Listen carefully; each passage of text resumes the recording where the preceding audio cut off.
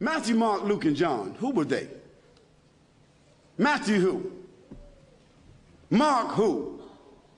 Luke who? And John who? What were their last names? When did they write? Did they know Jesus Christ? Did they walk with Jesus Christ? Did they eat with Jesus Christ? Did they talk with Jesus Christ? Did they even meet Jesus Christ? The answer is no, no, no, no.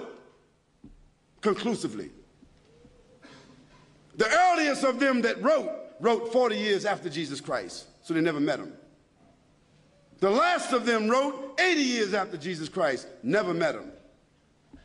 The other thing is, all of them seem to have written the gospel according to.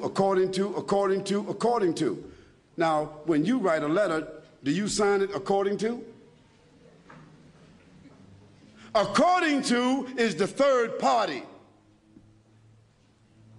If Joanne or Jackie or Bobby or Johnny told me something and I wrote it, I would say according to Joanne, Jackie, Bobby, or Ronnie, according to. But those four people would not write a letter and in front of it say Jackie according to Jackie and not even write her last name. Because if Jackie wrote me a check and only said Jackie, I couldn't cash it. And if I was a policeman and I stopped Jackie on the road and she had a license that only said Jackie, she's going to jail.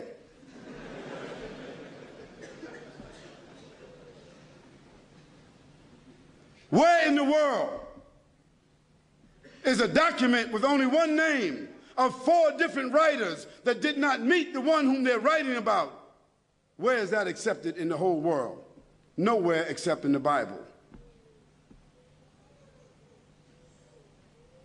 And the church fathers and the church writers and the Christian historians, they all agree that perhaps those four writers themselves were only pen names. Because a writer would not write his first name according to. And there's a great amount of suspicion that the man called Paul, Saul of Tarsus, that because he wrote all the books from Acts all the way to the end of the New Testament, how many books is that? How many? 16, 15, 17, 19? All the books of Acts on, Colossians, Ephesians, Corinthians, Romans, Galatians, all of those books are written by whom? Paul, Saul of Tarsus, another man who never walked, who never talked, who never met, who never ate, who never prayed, who never knew Jesus Christ. Isn't that something? Now here we find four writers and another one between them that wrote all the New Testament books that never talked, never walked, never ate, never prayed, never met the man called Jesus Christ.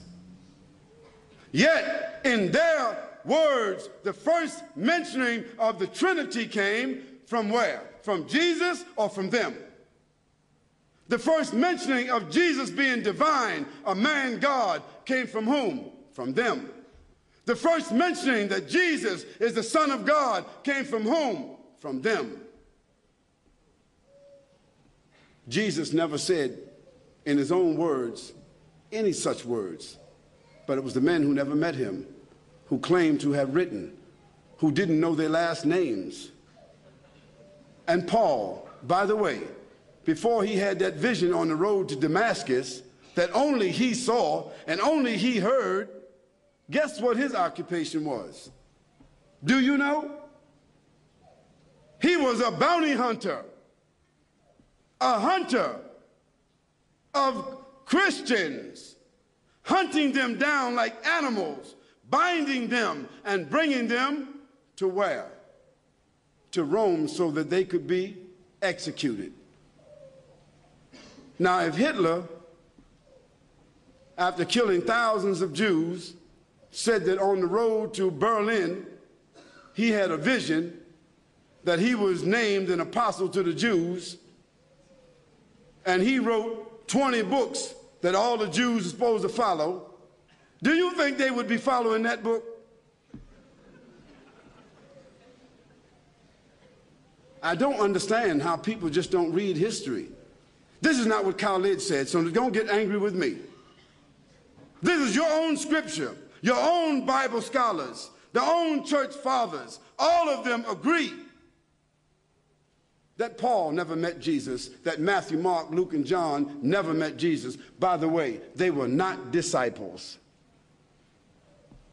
Nor were they walkers and talkers of the disciples. They were just writers and historians.